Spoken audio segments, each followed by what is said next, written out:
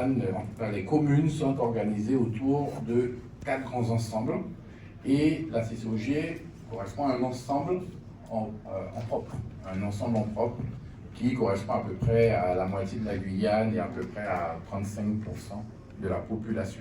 Voilà. Donc notre approche est très modeste. Je laisserai Lucien présenter en tant que directeur du port un certain nombre d'infos et je présenterai rapidement le projet de coopération que nous engageons au niveau de la CCOG avec l'État du Para au Brésil. Merci.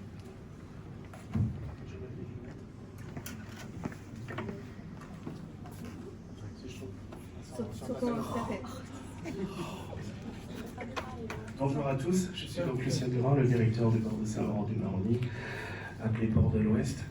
Et je vais vous proposer en fait une petite présentation concernant nos échanges internationaux au niveau de la CCOG, et plus particulièrement concernant le port de l'Ouest. Donc j'ai envie de vous dire, dans les épisodes précédents, nous avions parlé du trafic du port, avec pour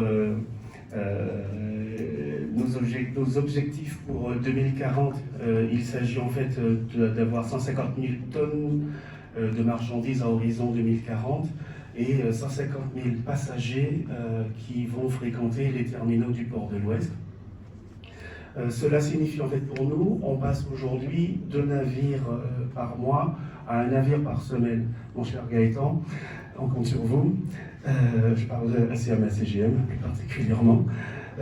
Et ensuite, concernant la zone du bac international, on va en parler quelques minutes tout à l'heure. L'actuel bac, il a une capacité de 100 tonnes, il s'agit de doubler sa capacité de transport et d'emport de marchandises et arriver à 200 tonnes. Un petit élément non négligeable, il s'agit de notre impact sur l'environnement. Là, il s'agit d'une réduction de 13 000 tonnes de CO2.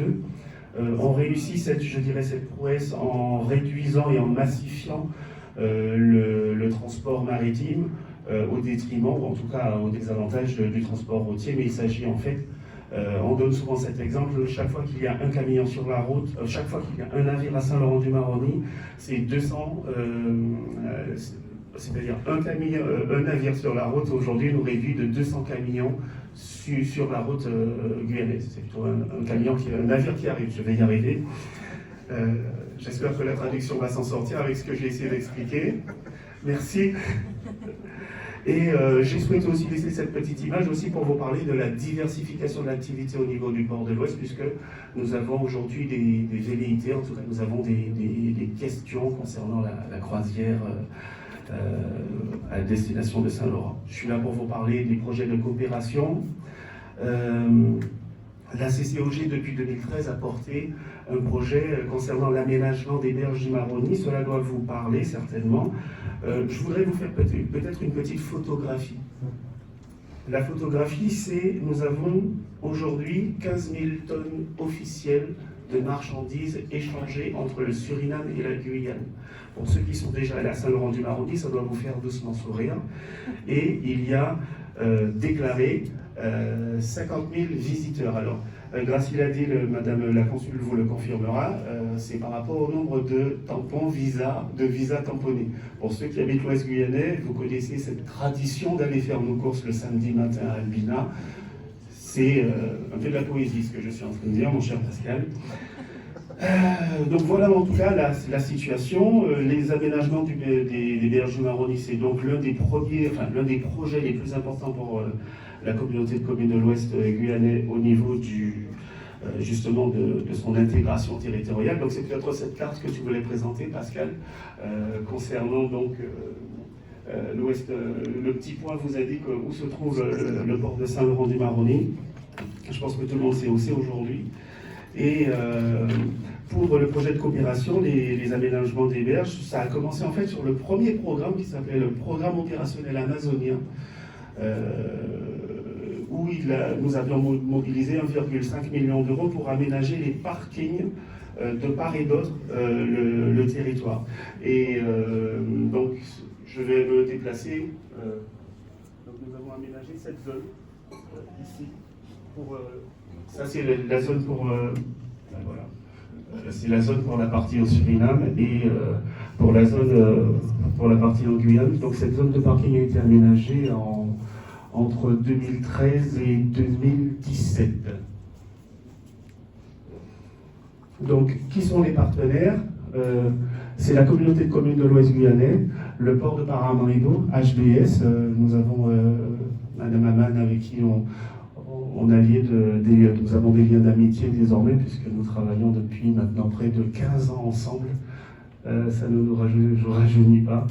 Et ce sont donc les deux structures qui sont en fait en lien et qui ont pu donc signer une convention de partenariat afin de réaliser ce programme.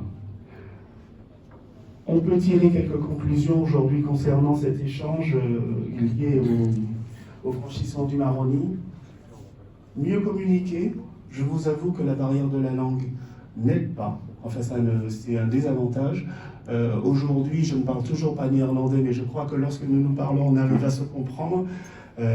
Nos partenaires du Suriname aujourd'hui font un gros effort, puisque c'est l'anglais aujourd'hui qui est la langue aujourd'hui des affaires.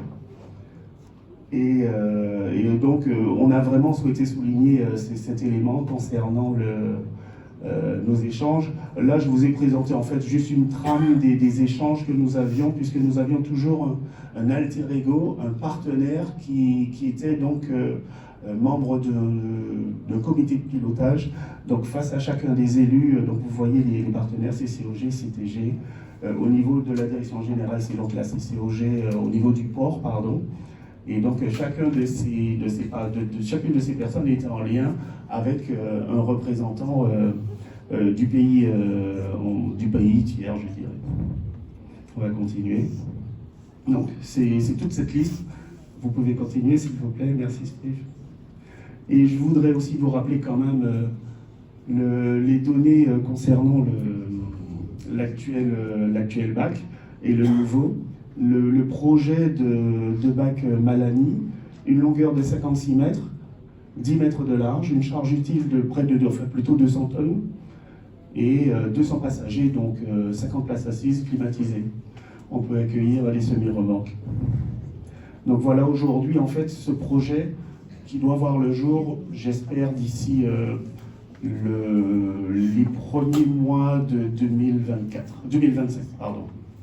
Donc peut-être que Pascal peut poursuivre pour la suite. On peut continuer. Donc les autres slides, c'était des jolies photos qu'on voulait vous présenter, le numéro de téléphone du port. Et Pascal réclame son slide pour vous présenter les éléments beaucoup plus importants concernant... Oui. Non, c'est pas plus important. Oui, enfin en tout cas, oui. Oui. Alors, je vais contextualiser quand même le projet qui est présenté. La CCOG a des compétences qui sont très clairement définies. Ceci dit, elle est allée au-delà de ses compétences depuis plusieurs années parce qu'elle avait besoin quand même de fonctionner.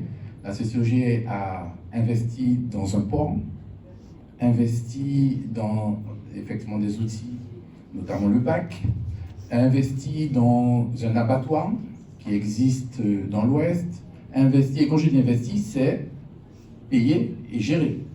Donc elle a ces outils sous sa responsabilité, atelier de transformation, agroalimentaire, tout ça, effectivement, la CCOG aujourd'hui intervient au-delà de ses compétences parce qu'elle a bien compris que pour répondre à des questions, comme l'a signifié Boris tout à l'heure, Rothstein, c'est qu'il faut mettre des outils à disposition des professionnels. Donc elle l'a fait, elle le fait. Elle intervient sur la question agricole, en finançant, créer fonds de garantie, garantie de financement. En fait, il y a plusieurs outils. Et donc, c'est un projet qui est naissant, on revient au tout début. C'est un projet qui est naissant, qui date de septembre de cette année. Il est en cours, donc pour l'instant nous le construisons. Et en fait nous sommes partis du principe que le président de la République française et le président Lula ont signé un plan d'action en considérant 106 actions à mettre en œuvre pour favoriser les échanges entre la France et le Brésil. Nous en avons identifié 5 qui correspondent véritablement à ce que l'on souhaite réellement mettre en œuvre et qui pourraient être des éléments, des vecteurs de développement. Ça, c'est le premier élément.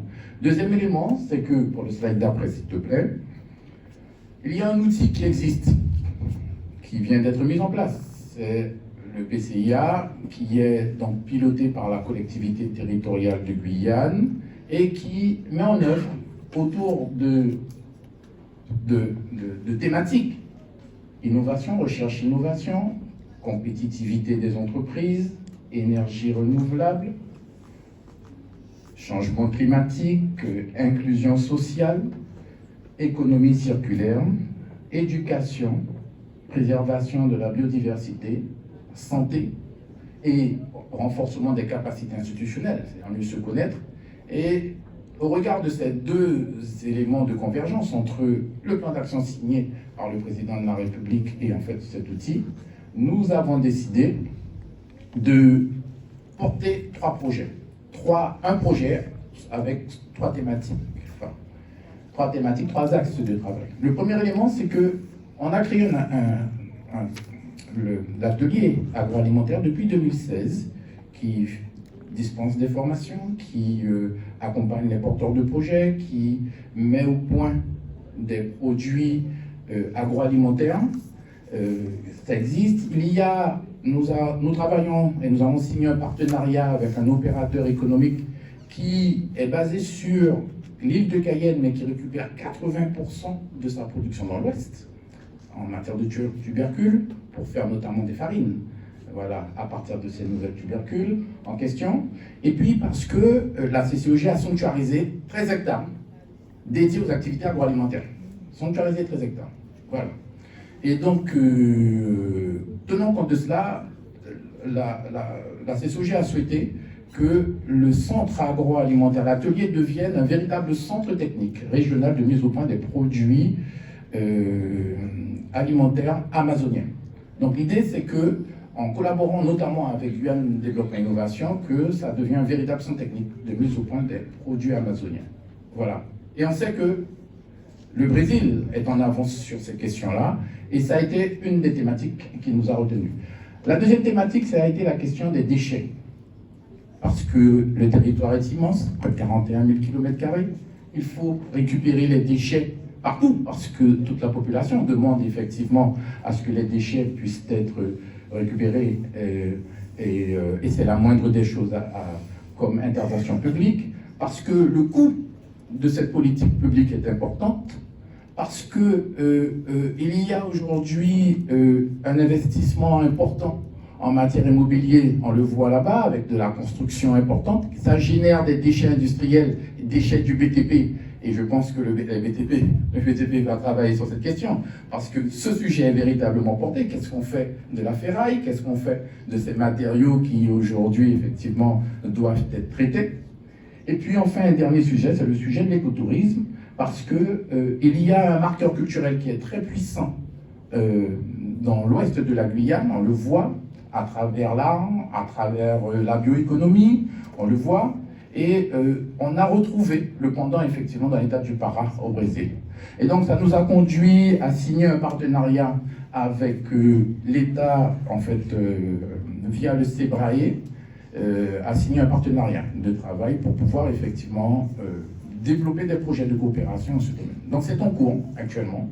Ça a été signé en septembre 2017.